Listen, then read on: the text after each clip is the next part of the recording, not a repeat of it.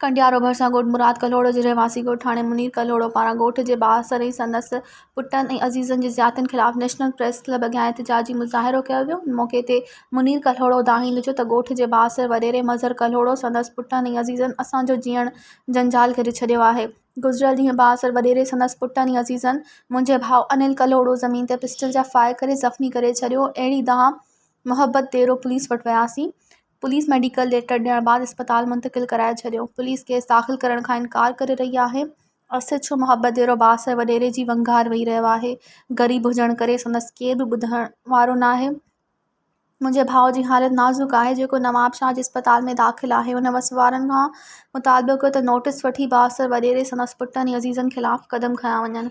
मज़ीद ख़बरनि ऐं तफ़सीलात लाइ विज़िट कयो असांजी वेबसाइट www.awamiNewsHD.com ऐं ॾिसंदा रहो अवामी न्यूज़ HD।